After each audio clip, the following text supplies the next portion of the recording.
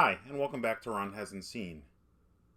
Today, we're continuing our horror series for October with 1981's Joe Dante directed The Howling. It's a werewolf horror starring Dee Wallace, Patrick Macnee, and Christopher Stone.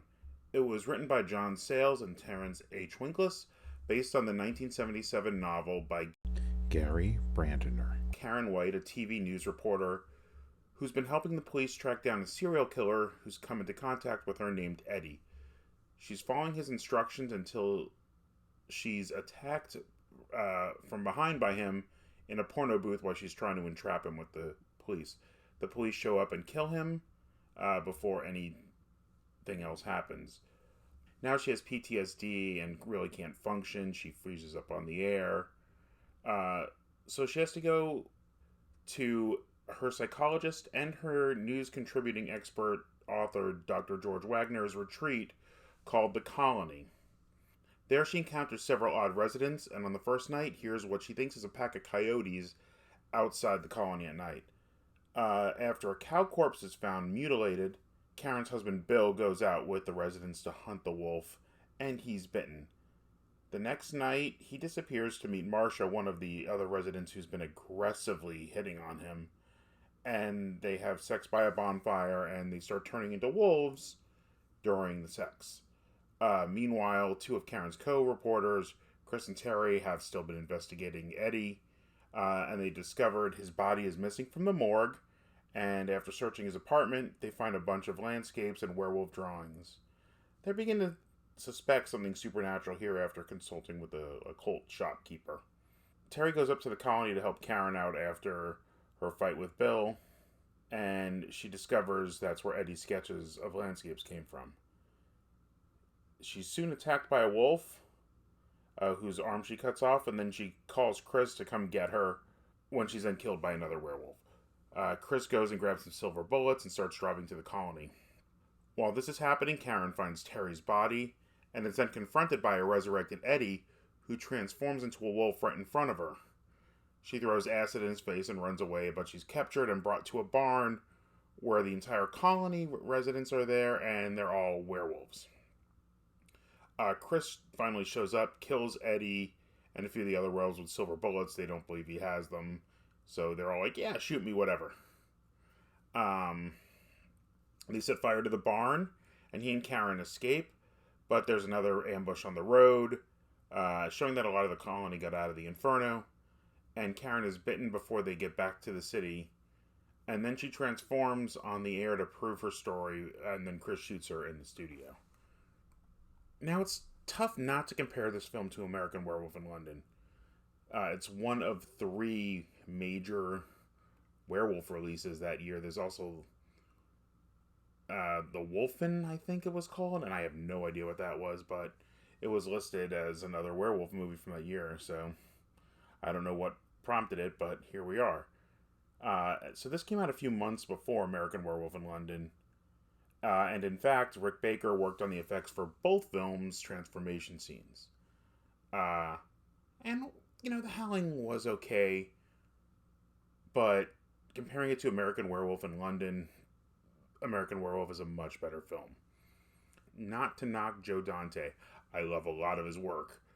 He's done some great horror comedy with like Gremlins and The Burbs. He's done Inner Space, Twilight Zone. He's done a lot of great things, but this, I don't know what happened.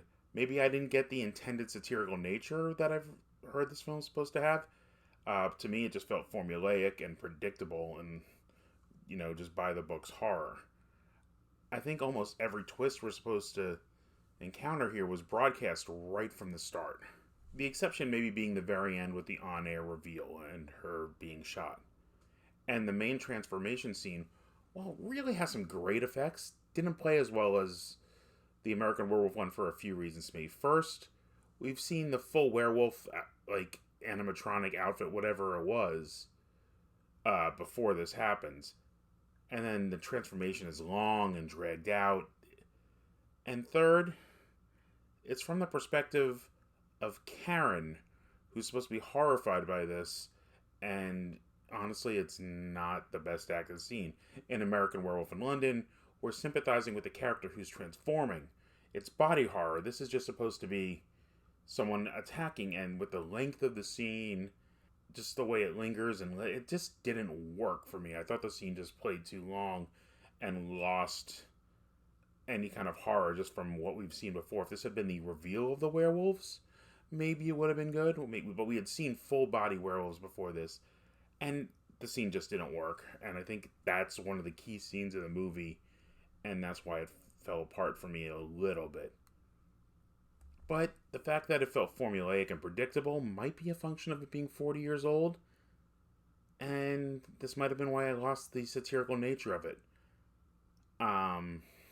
But I don't think it was that. As I said, like American Werewolf, same effects team, same year, better film, better horror comedy. And it just doesn't compare well with any of its contemporaries in the horror genre. Like, it's not as, like, we're in Halloween territory and Nightmare on Elm Street's around this time and Friday the 13th. All of these exist, and this doesn't compare favorably to any of them. And I thought it would because, being an 80s kid, there was a lot of Howling movies. And the metaphor of the werewolf is beaten over the head. Dr. Wagner just flat out says, the beast within, there's power within. He's got a book about it, and he's driving the colony to this. And it just, none of it plays well to me. This broadcast at the colony, like, it's a werewolf film. A place called the Colony, what's going to be there. Like, it's just, none of anything worked as a surprise to me. There's some real good nods to the Wolfman's Dr. Wagner. George Wagner is named after the Wolfman director, I believe. And at one point they're watching a bunch of, old werewolf stuff, and one of them is the Wolfman. Real nice nod to that. And it did okay at the time. It made $17 million on a $1.5 million budget. Mixed critical response. Won some awards in the genre. As I said, I think there were a total of 7 sequels, actually by 2011. And maybe it is just me missing the jokes. Like, there's a joke about, like, not all of us can drive a Mazda. Was that supposed to be funny at the time? I don't think of a Mazda as a luxury car, so maybe, I don't know, was a Mazda seen as, like, a high-end sports car with the RX-7. I don't know what was going on at the time. So maybe some of these jokes just fell flat. But I had just assumed it was this normal 80s cheese that starts right at the credits with a shattering glass title card. So maybe it is the perspective of time, but we've watched a lot of old movies on this channel, and that perspective of time is something I try to take in, and I can't here. I think just because it has such a close parallel from the same point that it's not as good at. And, maybe it's not aging well is one of the reasons why I couldn't find it on the streaming service. I had to go and pay for this one individually, and there was still no HD transfer. It was still a standard definition version.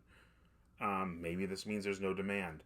The Howling is really one you can skip. There's a lot better 80s horror. If you're looking for a 1981 werewolf movie, watch American Werewolf in Paris. Or American Werewolf in London.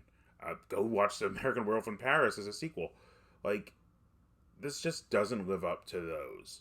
And coming right off the Wolfman, which defined the genre and left the metaphors more vague and was really tight, this just doesn't compare well. I mean, it used a lot of the same tricks. The atmospheric nature of walking around the woods was good, but something just didn't click in this movie for me, and that's my problem. It just was missing something. Well, that's my review of The Howling. Next week, I'm moving on to Interview with a Vampire. I've seen a few parts of that one, but never the whole thing, so looking forward to that. And so thank you guys for watching this episode of Ron Hasn't Seen. If you like what I'm doing, please like and subscribe below. So thank you guys, and have a good night.